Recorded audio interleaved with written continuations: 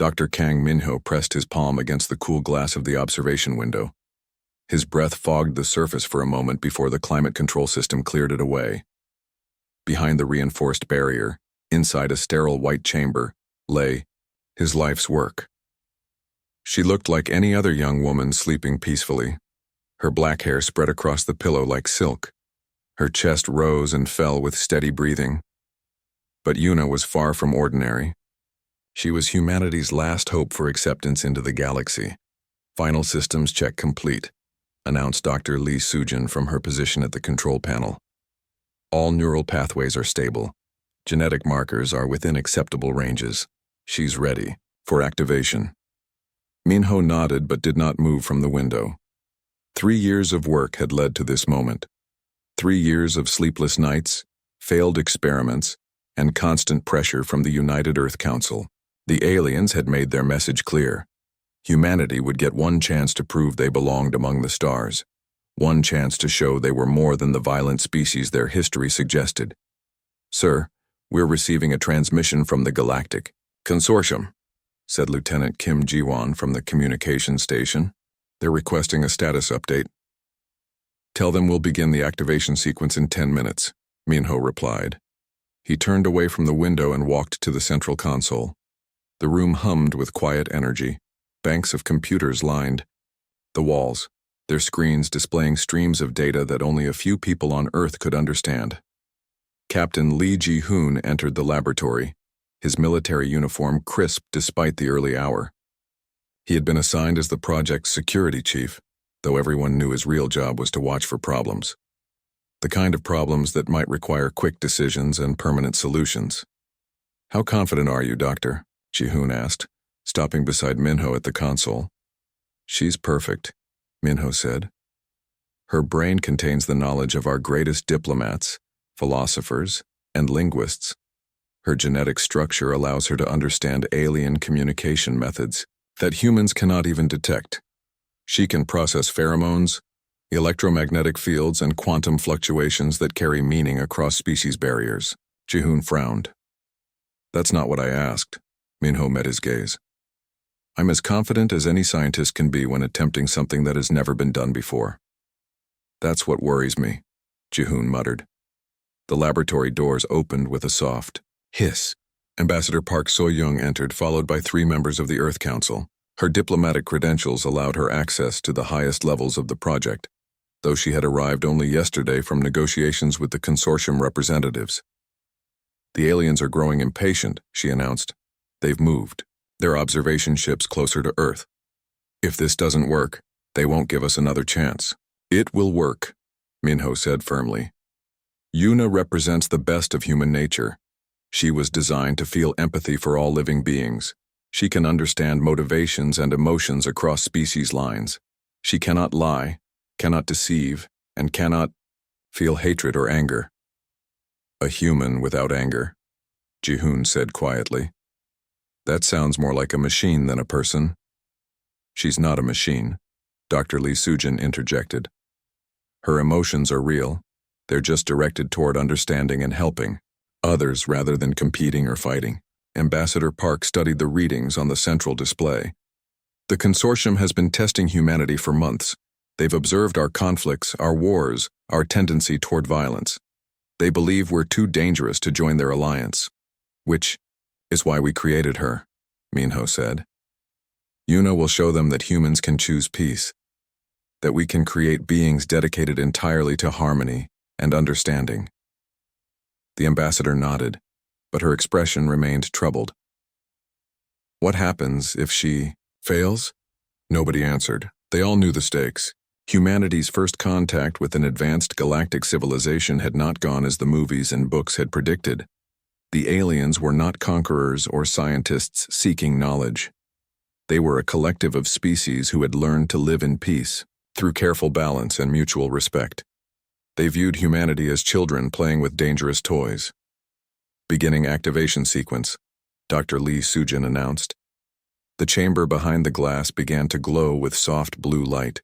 Monitors showed Yuna's brain activity increasing as dormant neural pathways came online.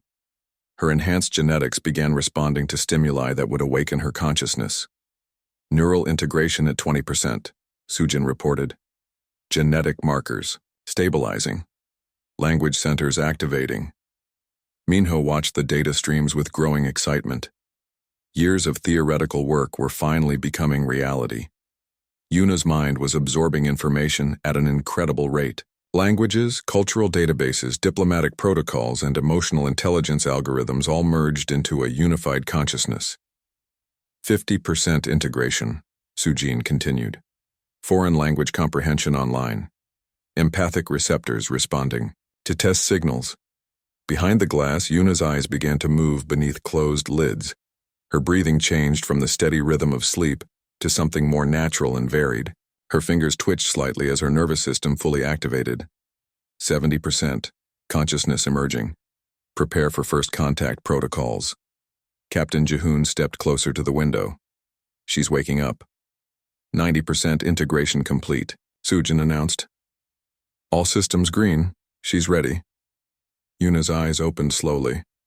They were brown and clear, with an intelligence that seemed to look directly through the glass at the assembled observers. She sat up carefully, examining her surroundings, with calm curiosity rather than fear or confusion. Can you hear me, Yuna? Minho spoke through the communication system. She turned toward the speaker and nodded. When she spoke, her voice was gentle but confident. Yes, Dr. Kang, I can hear you. I can also sense the emotional states of everyone. In the observation room. How do you feel? Yuna paused, considering the question. I feel connected.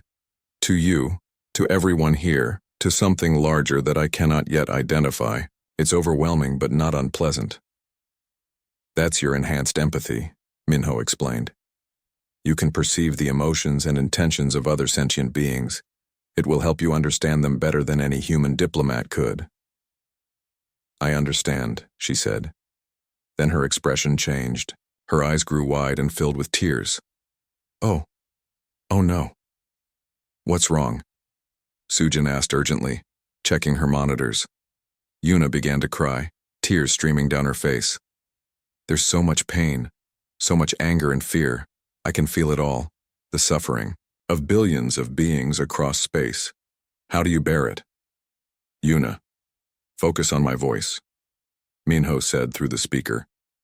You're experiencing an adjustment period.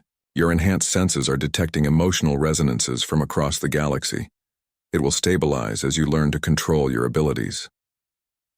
But Yuna continued to weep, her tears falling steadily as she struggled with the overwhelming flood of sensations. In the observation room, the assembled humans watched with growing concern.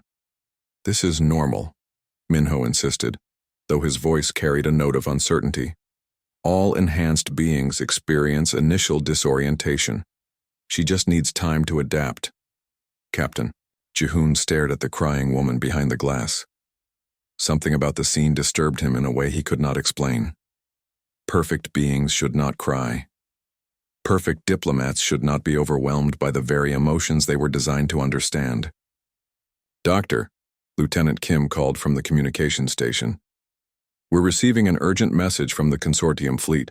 They're detecting unusual quantum fluctuations emanating from this facility. Minho frowned. That's impossible. Our shielding prevents any external detection of the project. Sir, they're specifically asking about the source of what they're calling aggressive resonance patterns. In the chamber, Yuna continued to cry, her tears falling like rain on the sterile floor. And somewhere in the space around Earth, alien, sensors detected something that would change everything. The perfect diplomat had awakened. But as her tears fell, the galaxy began to bleed. 3 months had passed since Yuna's awakening. The Genesis research station orbited Earth like a silent guardian, while inside its corridors, humanity's greatest creation prepared for her first real test. Yuna stood before a holographic display showing the Kepler 442b neutral station. Her appearance had changed since activation day. She carried herself with confidence now, her movements graceful and purposeful. The constant tears had stopped, though she still experienced moments of overwhelming emotion when exposed to intense suffering. The Thek Empire and Vosh Collective have been fighting over the Aldrin system for 300 years, Ambassador Park So-young explained, gesturing at the star map. 17 different mediators have tried to resolve this conflict. All have failed, Dr. Kang Minho observed from the corner of the briefing room. In 3 months, Yuna had mastered 17 alien languages and successfully mediated 12 minor disputes between human colonies and consortium trading vessels. Her reputation as the peacebringer had spread throughout diplomatic channels.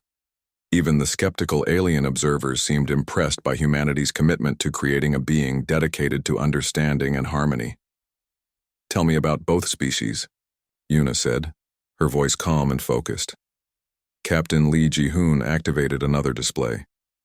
The Thek are insectoid, hive-minded. They think as one collective consciousness, making decisions based on maximum efficiency for their entire species. Individual Thek workers have limited autonomy. And the Vosh? Energy beings, Ambassador Park continued. They exist as pure consciousness most of the time, only taking physical form when necessary. They value individual freedom above everything else. The concept of collective decision-making is alien to them. Yuna nodded thoughtfully. Opposite philosophies creating inevitable conflict. What do they both want from the Aldrin system? The Thek need the rare minerals there for their expanding colonies, Ji-hoon explained. Their efficiency-based society requires constant growth and resource acquisition. The Vosh consider the system's energy fields sacred. They believe disturbing those fields would damage their spiritual connection to the universe. Classic resource versus belief conflict, Yuna observed. But there might be common ground. Both species are trying to preserve something important to their survival. The Thek need physical resources. The Vosh need spiritual ones. Dr. Kang smiled. This was exactly the kind of thinking that made Yuna special. She could see perspectives that human diplomats missed, finding connections between seemingly incompatible viewpoints. Lieutenant Kim Ji-won entered the briefing room. "Ma'am, we're receiving final confirmation from the consortium. The mediation session will begin in 6 hours. Both species have agreed to abide by whatever solution you propose." "No pressure," Ji-hoon muttered. Ambassador Park studied Yuna carefully. "Are you ready for this?" "I believe so," Yuna replied, "though I've been experiencing some unusual sensations lately. Sometimes I feel overwhelming sadness without any apparent cause. Dr. Kang says it's normal adjustment to my enhanced empathy." Minho frowned. The crying episodes had become more frequent recently, always preceded by Yuna sensing some distant emotional disturbance. Medical scans showed nothing wrong with her enhanced physiology. He attributed the symptoms to her incredible sensitivity to suffering throughout the galaxy. "We should depart for Kepler 442b, Park announced. "The journey will take 4 hours." The UES Peacekeeper was humanity's newest diplomatic vessel, equipped with advanced communication systems and cultural analysis computers.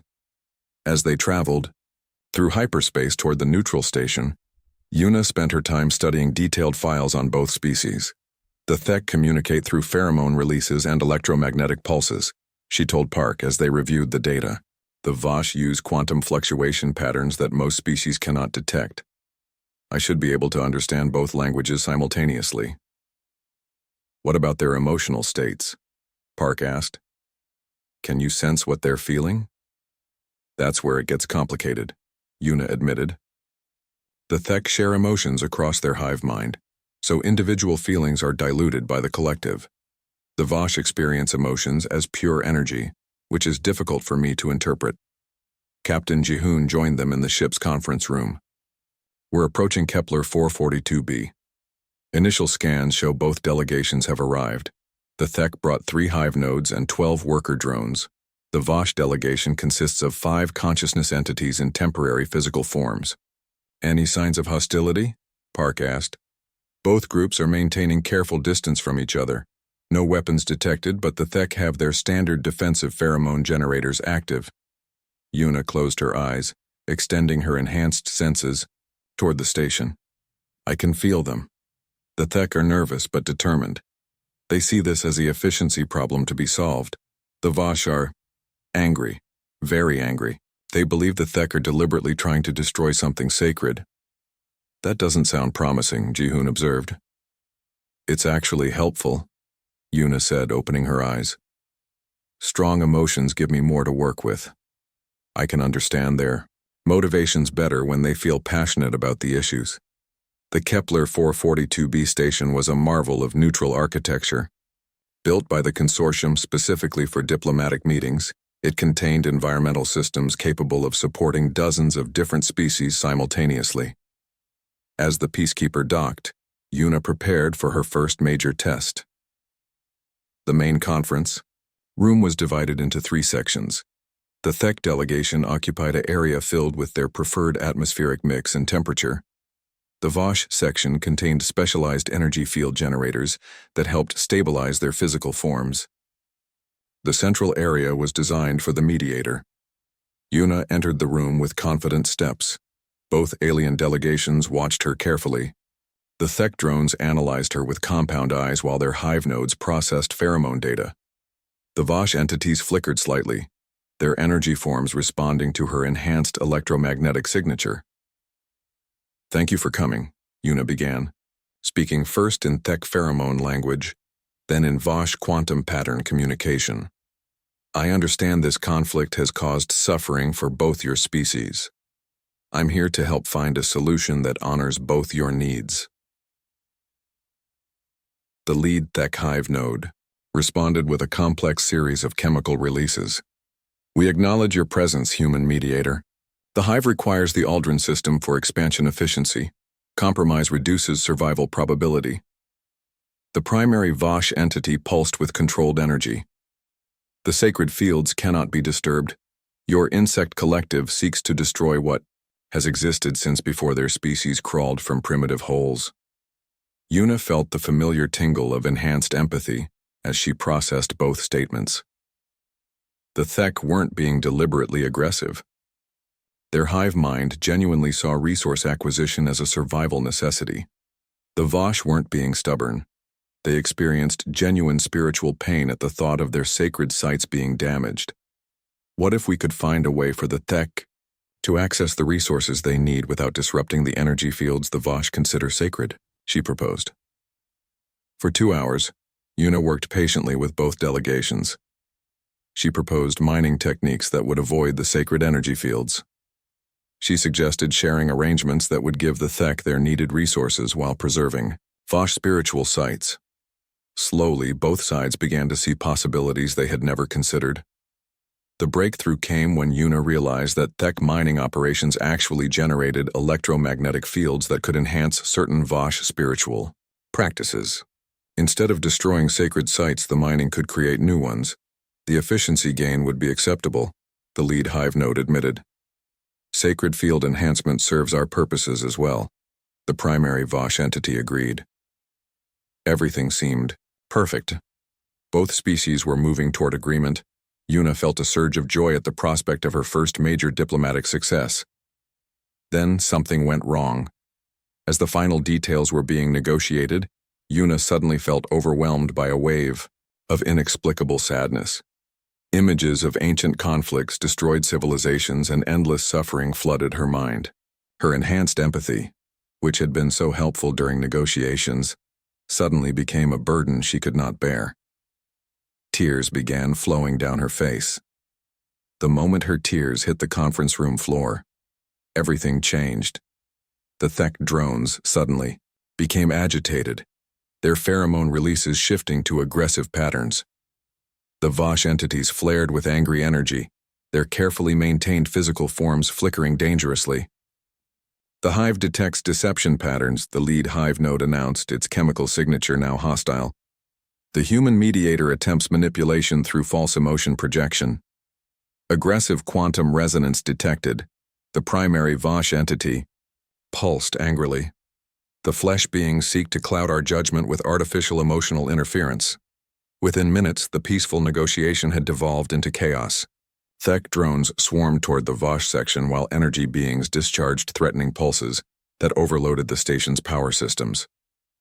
Captain Jihoon's security team rushed into the conference room as alarms blared throughout the station. 3. THEC drones were killed in the fighting. 2 VOSH entities were severely damaged by power feedback. The carefully constructed agreement lay in ruins, along with humanity's reputation as peacemakers. As medical teams tended to the injured and security forces restored order, Yuna sat alone in the center of the ruined conference room, tears still streaming down her face. She could not understand what had gone wrong. Ambassador Park knelt beside her. "It's not your fault, Yuna. We'll figure out what happened." But deep in space, consortium observers were already sending reports. The human peacemaker had failed catastrophically. Worse, her presence seemed to have triggered the violence rather than prevented it. The galaxy was beginning to wonder if humanity's greatest creation might actually be their most dangerous weapon. Dr. Kang Minho had not slept in 3 days. The Genesis Research Station's main laboratory hummed with constant activity as he and his team analyzed every piece of data from the failed negotiations on Kepler 442b. Empty coffee cups and crumpled papers littered his workstation, but answers remained frustratingly out of reach. "Run the analysis again," he ordered Dr. Lee Sujin, who looked as exhausted as he felt. "Sir, we've run it 17 times, she replied wearily.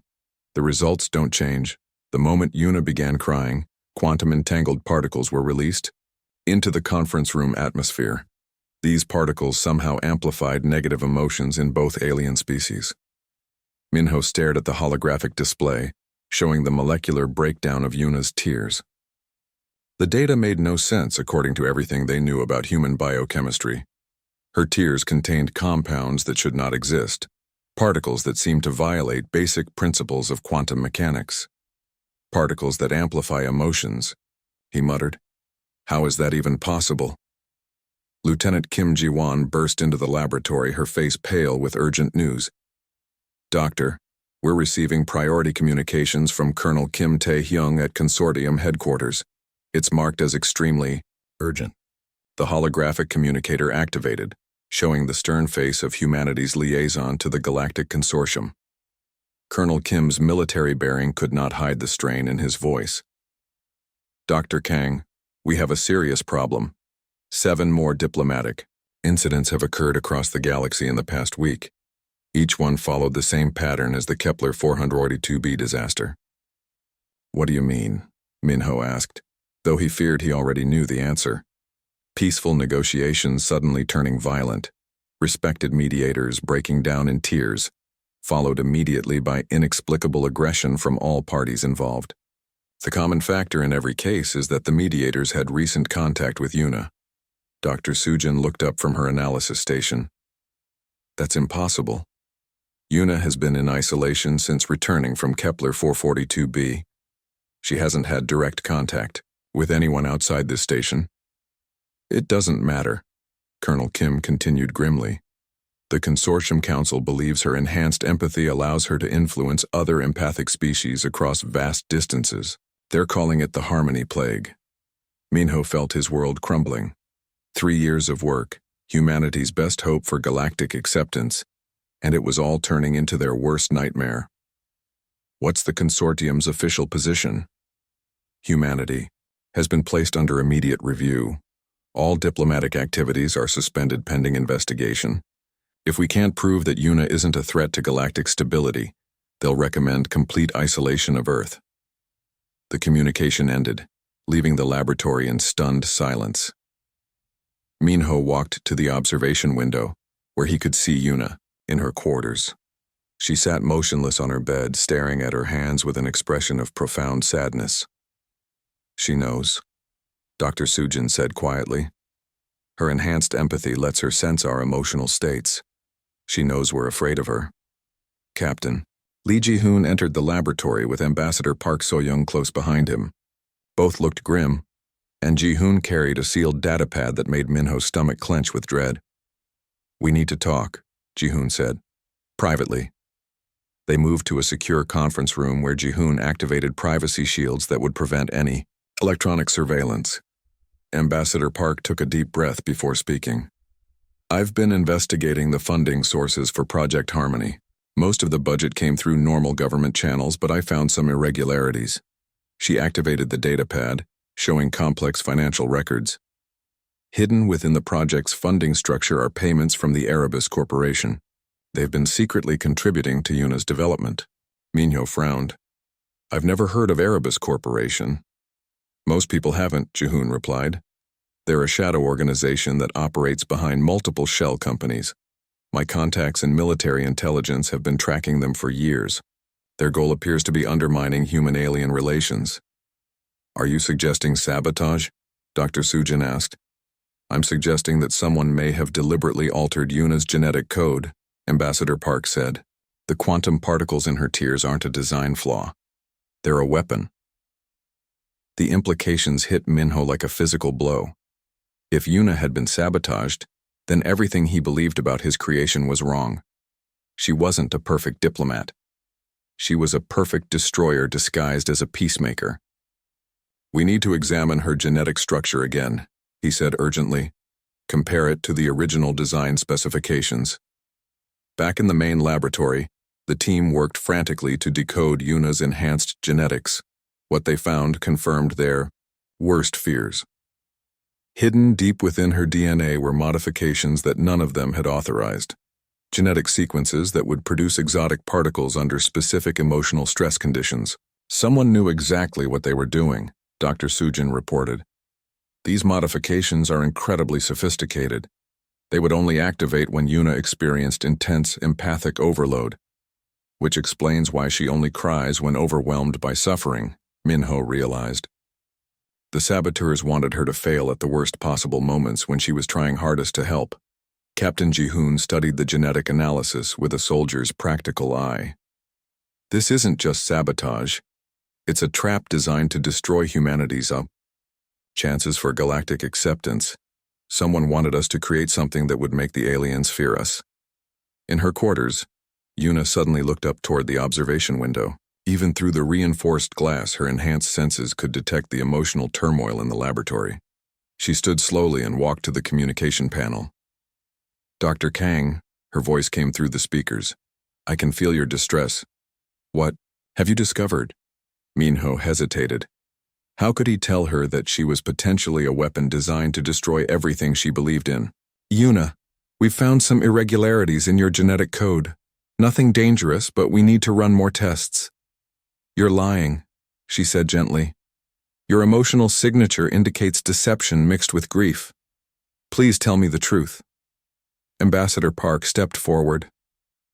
Yuna, we believe someone may have altered your design without our knowledge. The problems you've been experiencing might not be natural. Yuna was quiet for a long moment. When she spoke again, her voice carried a weight of understanding that chilled everyone listening. The dreams make sense now. What dreams? Dr. Sujin asked. I've been having visions of ancient conflicts, civilizations destroying themselves, a presence that whispers about humanity's destiny to bring ruin to the stars. I thought they were just processing errors from my enhanced empathy. They might be genetic memories, Minho said quietly. If someone modified your DNA using samples from violent historical periods, those experiences could be embedded in your consciousness. The laboratory's communication system suddenly activated. This is Yuna. I need to see all of you immediately. There's something I haven't told you about my abilities. 10 minutes later, the team gathered in Yuna's quarters. She sat calmly, despite the revelation that her entire existence might be based on sabotage and deception. My enhanced empathy doesn't just let me sense emotions, she began. I can also sense the presence of other beings like myself. Artificially created empaths designed to influence others. Other beings like you? Ambassador Park asked. The consortium records contain references to similar peace projects attempted by other species throughout galactic history. Each time, the artificial diplomats eventually triggered massive conflicts that led to their creators' destruction or exile. Captain Jihoon leaned forward. Are you saying this has happened before? Many times, Yuna confirmed. The pattern is always the same. A species creates an artificial peacemaker. The creation initially succeeds, then begins causing the conflicts it was designed to prevent. The creators are blamed and punished by the galactic community. It's a systematic elimination process, Dr. Sujin realized. Someone or something has been using this method to remove species that might become too powerful or influential. But who? Minho asked. Who has the knowledge and resources to manipulate genetics across multiple species over centuries? Yuna's expression grew distant, as if she was listening to something only she could hear. The presence in my dreams. It's not just genetic memory. Something is actively communicating with me. Something very old and very angry. What does it want? Ambassador Park asked. Balance, Yuna replied. It believes that peace and conflict must exist in equal measure. When a species tries to eliminate their capacity for violence, this presence ensures that violence finds another way to express itself. The room fell silent as the implications sank in. They weren't just dealing with corporate sabotage or alien manipulation. They were confronting something fundamental about the nature of consciousness and conflict in the universe. What happens now? Captain Jihoon asked. Yuna looked directly at Dr. Kang Minho. Now we have a choice. We can try to suppress what I've become, which will only make it stronger, or we can accept it and learn to work with it. Work with it how? By acknowledging that true peace isn't the absence of conflict, Yuna said. It's the wisdom to understand when and why conflict exists. My tears don't cause violence. They reveal the violence that was already hidden beneath the surface. Outside the station, space itself seemed to hold its breath as humanity faced the most important decision in their brief galactic history. The perfect diplomat had become something far more complex and dangerous than anyone had imagined. But, perhaps Yuna thought as she felt the ancient presence stirring in her mind, that was exactly what the galaxy needed. Dr. Yoon Hana had spent her entire career studying alien psychology, but nothing had prepared her for what she discovered in the deepest archives of the consortium's historical database. Her small office aboard the Genesis research station was cluttered with data crystals and holographic displays showing centuries of diplomatic records. This can't be right, she muttered, cross-referencing another ancient text with the current. Crisis reports. Ambassador Park So-young entered the office carrying 2 cups of coffee. Any progress on the historical analysis? Hana accepted the coffee gratefully. More than I expected. The pattern goes back much further than anyone realized. Look at this. She activated a timeline display showing galactic history over the past 1,000 years. Red markers indicated species that had attempted to create artificial peacekeepers. Blue markers showed when those species were expelled from the consortium or destroyed entirely. 17 different civilizations, Hana explained. Each one developed advanced empathic beings designed to eliminate conflict. Each one experienced the same mysterious failure pattern, and each one was subsequently removed from galactic politics. Removed how? Park asked. Various methods. Some were declared too dangerous and quarantined to their home systems. Others faced mysterious internal wars that destroyed their civilizations. A few simply vanished entirely, leaving only empty worlds behind. Park studied the timeline with growing alarm. What happened to the artificial peacekeepers? That's where it gets interesting, Hana said, activating another display. According to classified consortium records, every single artificial peacemaker exhibited the same phenomenon. Their emotional distress released quantum particles that amplified aggressive impulses in nearby beings. The same thing happening to Yuna, Park realized. Exactly. But here's what the consortium doesn't want anyone to know. The quantum particles aren't malfunctions or sabotage. They're a natural response to what the ancient texts call the harmony paradox. Hana pulled up a document written in flowing script that looked older than human civilization. This is from the Eternal Archive, the oldest known repository of galactic knowledge. It describes the fundamental balance that governs all sentient life. Park leaned closer to read the translation. The universe maintains equilibrium through the eternal dance of creation and destruction, peace and conflict, love and hatred.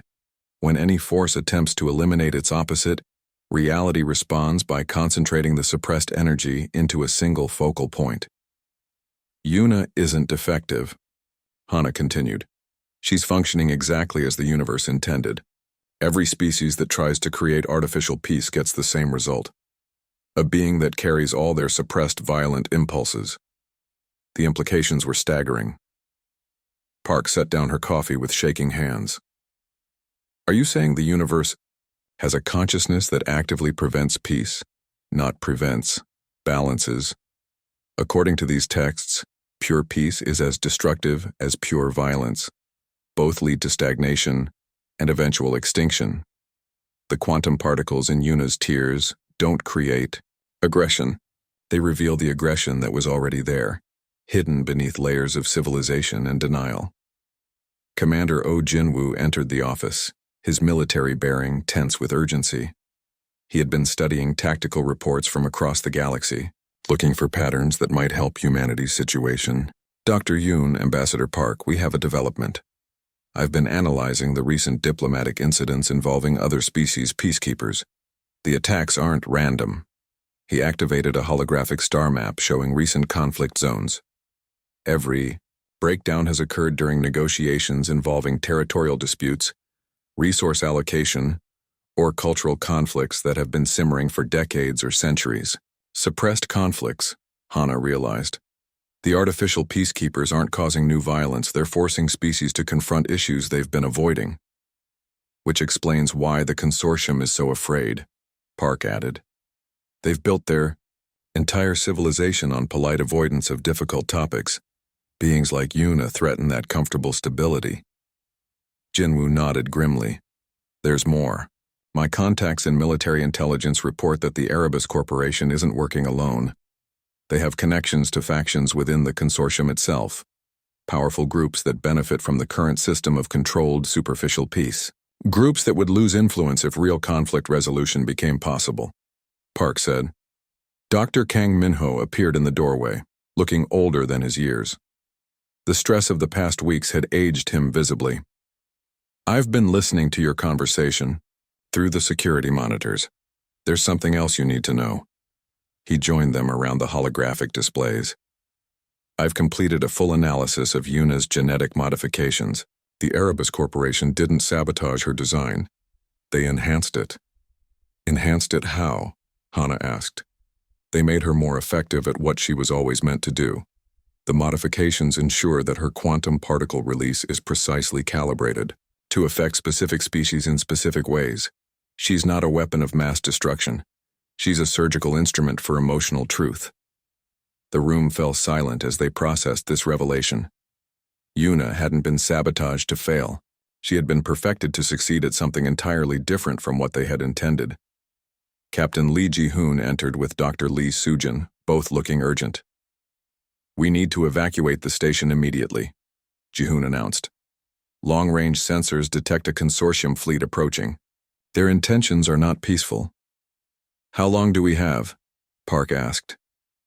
6 hours at most, Sujin replied. The fleet includes 3 heavy cruisers and multiple support vessels. They're broadcasting demands for Yuna's immediate surrender. Minho looked toward the section of the station where Yuna was housed. What does she say about this? That's the problem, Ji-hoon said. She's not responding to communication attempts. According to her biometric monitors, she's conscious but completely withdrawn, almost like she's communicating with something else. Dr. Yoon Hana suddenly understood. The ancient presence she mentioned, the consciousness that maintains universal balance. It's preparing her for something. They hurried to Yuna's quarters, where they found her sitting motionless in the center of the room. Her eyes were open but unfocused, as if she was seeing something beyond the physical world. When she spoke, her voice carried an echo that seemed to come from vast distances. The time of choice approaches, she said without looking at them. Humanity must decide whether to accept truth or cling to comfortable lies. Yuna, can you hear me? Minho asked gently. I hear everything, she replied. The fear of the approaching fleet, the desperation of species who have hidden their conflicts for centuries, the anger of those who profit from false peace, and the hope of those who hunger for honest resolution. Ambassador Park stepped forward. What choice do we have to make? Yuna finally looked at them, and her eyes held depths of understanding that seemed impossible for someone so young. The consortium offers you a bargain. Surrender me to them and humanity will be allowed to remain in isolation. Refuse, and face the consequences of harboring a being they considered dangerous to galactic stability. And the third option? Commander, Jinwoo asked, sensing there was more. Accept what I have become, Yuna said. Not a diplomat who prevents conflict, but a catalyst who forces honest confrontation with suppressed truths. Help me become the first conflict shepherd, a being who guides species through necessary violence toward genuine resolution. The concept was radical and terrifying. Instead of creating peace through suppression of conflict, Yuna would create peace through controlled release of inevitable tensions. The universe has been trying to teach this lesson for millennia, she continued. Every species that attempts to eliminate conflict creates something like me. The choice is whether to fight against natural balance or learn to work with it. Dr. Sujin checked her instruments as proximity alarms began sounding throughout the station. The consortium fleet has accelerated. They'll be here in 4 hours. What happens if we choose to work with you? Minho asked. Short-term suffering for long-term peace, Yuna replied. I will force every species in the galaxy to confront their hidden hatreds and suppressed fears. There will be violence, chaos, and pain. But when it ends, the peace that follows will be based on truth rather than denial. And if we refuse, the cycle continues.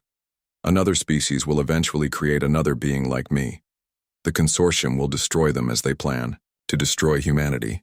The galaxy will remain locked in its pattern of superficial peace built on foundations of ignored suffering. Captain Jihoon checked his tactical displays. We need to make this decision now. The fleet is powering weapons and launching fighters. Yuna stood slowly, her enhanced genetics responding to some internal signal. There is one more thing you should know. I'm not the only one. The quantum resonance patterns I've been generating have awakened others like me across the galaxy. Artificial, peacekeepers created by species that were destroyed centuries ago. They've been dormant, waiting for the right catalyst. How many others? Park asked. Hundreds, perhaps thousands. The harmony paradox has been creating beings like me for longer than recorded history. If humanity chooses to accept what I am, they will all awaken. The galaxy will face the greatest period of honest conflict in its existence. The station shuddered as the first consortium fighters fired warning shots across their bow. In minutes, they would be boarded or destroyed. Humanity had to choose between surrender, destruction, or accepting responsibility for unleashing centuries of suppressed galactic conflict.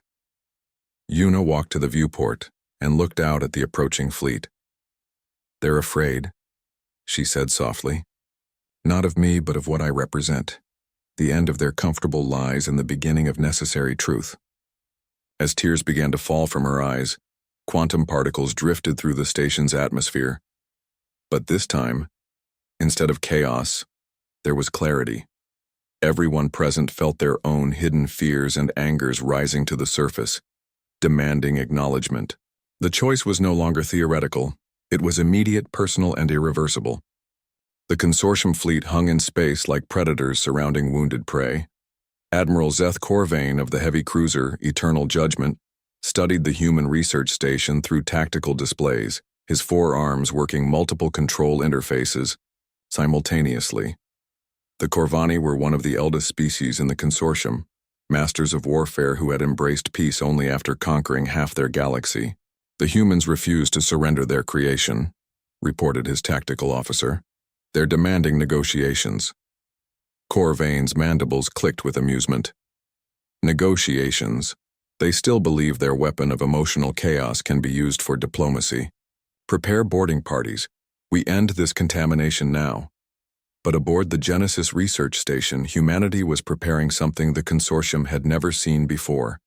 Dr. Kang Minho stood in the station's central command center, surrounded by displays showing tactical information and diplomatic channels. The weight of decision pressed down on him like a physical force. In one choice lay humanity's survival through surrender and isolation. In another lay potential destruction. In the third lay something unprecedented and terrifying.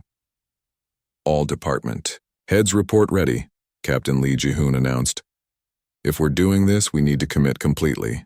Ambassador Park So-young activated the communication array that would broadcast their message to every consortium world, simultaneously. The diplomatic channels are open. Once we begin, there's no going back. Commander Oh Jinwoo monitored the Yoai tactical situation. Consortium boarding shuttles are launching. We have maybe 10 minutes before they breach our hull. In the center of it all stood Yuna, no longer trying to control her tears. The quantum particles flowing from her eyes created visible distortions in the air around her. She had aged visibly over the past weeks, her enhanced physiology struggling to channel the emotional weight of billions of beings across the galaxy. "Are you ready?" Dr. Minho asked her gently. "I've been ready since the moment I opened my eyes," she replied. "The question is whether the galaxy is ready for the truth." Park activated the broadcast system. "This is Ambassador Park Soyoung of the United Earth Delegation. We address the Galactic Consortium and all member species with a message of critical importance." Across thousands of worlds, beings stopped their daily activities to listen. The HFY humans had become notorious throughout the galaxy as the species that created the Peacebringer, who brought only chaos. Now, facing destruction, what could they possibly have to say? "For centuries, your consortium has maintained peace through carefully managed suppression of conflict," Park continued. "You have created a civilization based on polite avoidance of difficult truths. Today we offer you something different. We offer you the chance for honest peace built on acknowledged conflict." Yuna stepped forward, her tears flowing freely as quantum particles filled the broadcast signal. Across the galaxy, beings watching the transmission began to feel strange sensations. Hidden angers, suppressed fears, and buried resentments started rising to the surface of their consciousness. "My name is Yuna," she said, her voice carrying across space itself. "I was created to be humanity's perfect diplomat. Instead, I became something your species have been creating for millennia, without understanding. I am a conflict shepherd, a being designed by the universe itself to force confrontation with necessary truths." On the Corvani flagship, Admiral Corvain felt his careful military composure cracking. Memories of his species' violent past, guilt over conquered worlds, and rage at being forced into peaceful servitude flooded his mind. Around him, his crew began exhibiting similar emotional breakdowns. "Stop the transmission," he ordered, but his communications officer was too overwhelmed by suddenly surfaced trauma to comply. Throughout consortium space, the same scene played out on countless worlds. The Thek hive minds began experiencing individual thoughts for the first time in their species' history. Vosh energy beings found themselves confronting emotions they had tried to transcend. Every species faced the return of feelings they had spent generations learning to suppress. "This is what you fear," Yuna continued, her tears creating quantum cascades that reached across interstellar distances. "Not violence itself, but the honest acknowledgement of why violence exists. You have built your peace on foundations of ignored suffering, suppressed anger, and denied injustice." The quantum particles from her tears began resonating with similar energies across the galaxy. On distant worlds, ancient tombs cracked open as dormant artificial peacekeepers from extinct civilizations stirred to life. The harmony paradox had been creating beings like Yuna for eons, each one eventually destroyed by species too afraid to face their own darkness. "But we awaken now." Voices spoke in unison across 1,000 worlds. Artificial diplomats who had slept for centuries opened their eyes simultaneously. Each one began crying tears of quantum-entangled particles, amplifying Yuna's effect exponentially. Dr. Kang Minho watched the readings with awe and terror. "The resonance cascade is spreading faster than we calculated. Every dormant peacekeeper in the galaxy is activating." On the consortium flagship, Admiral Corvain struggled to maintain command as his crew descended into emotional chaos, but something unexpected was happening. As the Corvani faced their suppressed guilt over their warlike past, they also began to understand it. The shame that had driven them to embrace rigid pacifism was finally being processed honestly. "Sir," his tactical officer said, tears streaming down his scaled face, "I'm remembering why we really stopped fighting. Not because we found peace, but because we were afraid of what we might become if we continued." Similar revelations were occurring throughout the fleet. Species that had joined the consortium to escape their violent natures were finally confronting the real reasons behind their conflicts. The quantum particles didn't create aggression.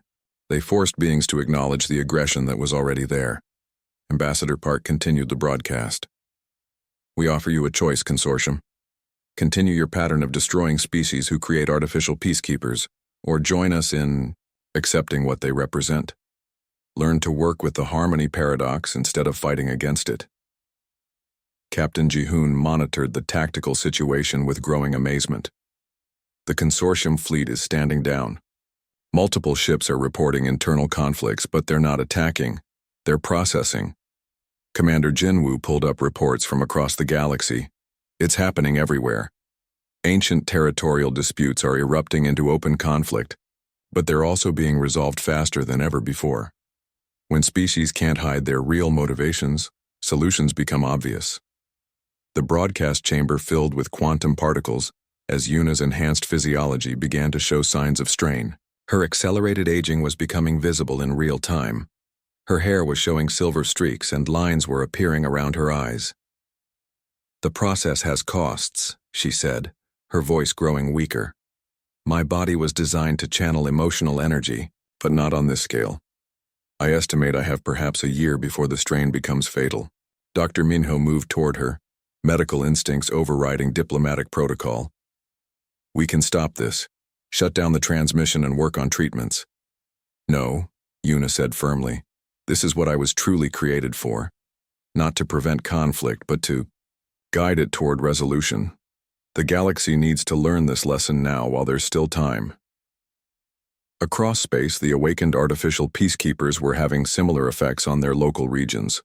Centuries of diplomatic deadlocks were resolving. In days, as species were forced to confront their honest motivations. Wars that had simmered for generations either erupted into quick, decisive conflicts or dissolved as the underlying causes were finally addressed. The Thek Empire and Vosh Collective were among the first to reach new agreements. Stripped of their ability to hide behind cultural differences, both species acknowledged their real needs and fears. The resource dispute that had lasted 3 centuries was resolved in hours once both sides admitted their actual priorities. This is unprecedented, reported Dr. Yoon Hana from her analysis station. Conflict resolution rates across monitored systems have increased by 3,000%. Violence has actually decreased in most regions as suppressed tensions are being addressed directly. Admiral Corvain's voice came through the communication system, his usual military composure replaced by something more genuine. Human vessel, this is Admiral Corvain. My fleet is standing down. We request permission to enter negotiations. Granted, Ambassador Park replied immediately. We have much to discuss, the Admiral continued. My species has avoided acknowledging our violent past for 8 centuries. Today, your creation has forced us to confront truths we thought we had buried forever. The experience has been illuminating. 6 hours later, representatives from the consortium fleet filled the Genesis research station's main conference chamber. The meeting was unlike any diplomatic session in galactic history. Instead of careful political maneuvering, participants spoke with startling honesty about their species' fears, motivations, and hidden conflicts. Yuna sat at the center of the chamber, her tears flowing steadily as quantum particles ensured that no one could hide behind diplomatic lies. Her appearance had aged significantly, but her eyes held a peace that had been absent since her creation. The consortium has built its power on managing conflict through suppression, Admiral Corvain admitted, his forearms gesturing with uncharacteristic emotion. We remove species that threaten this balance by creating artificial peacekeepers. But perhaps we have been wrong. The artificial peacekeepers are not weapons, added Ambassador Shen Valar of the energy-based Luxari species.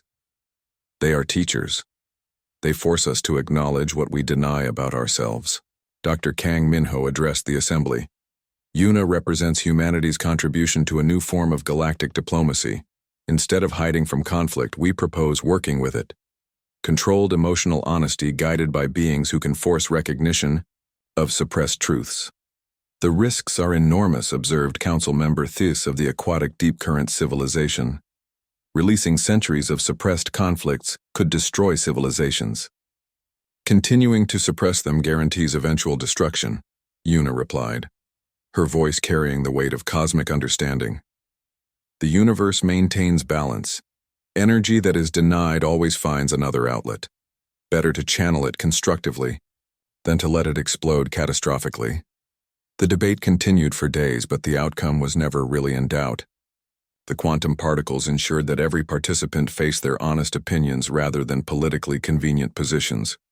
When beings could not lie to themselves, consensus became possible. Humanity was not just accepted into the galactic consortium.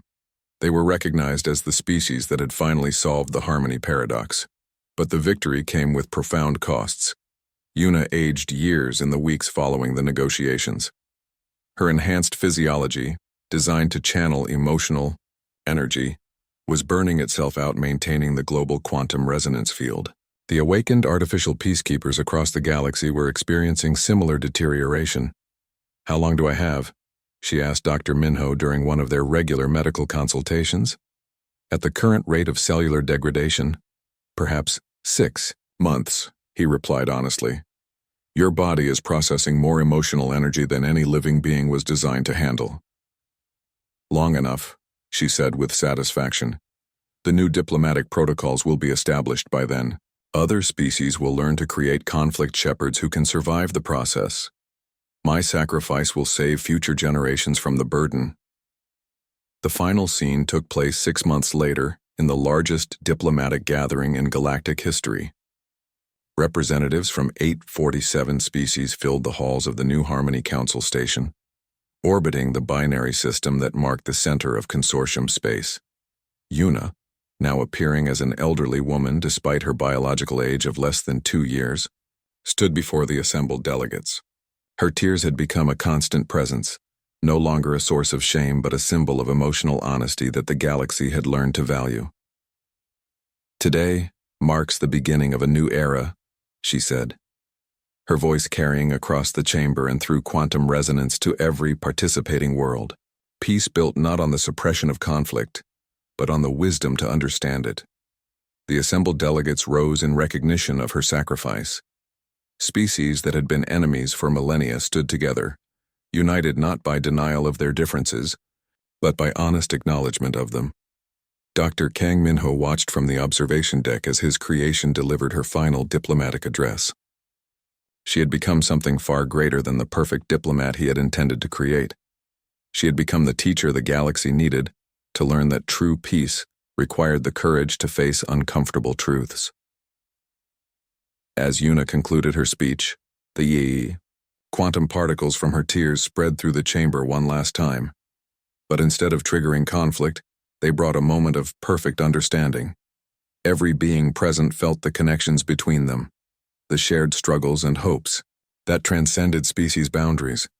The galaxy bled when she cried, but from that blood grew the strongest peace it had ever known. A peace based not on the absence of conflict, but on the wisdom to transform it into understanding. Una died 3 days later, her body finally overwhelmed by the cosmic forces she had channeled. But her legacy lived on in the new diplomatic protocols, the awakened artificial peacekeepers who continued her work, and the fundamental change in how galactic civilization approached conflict resolution.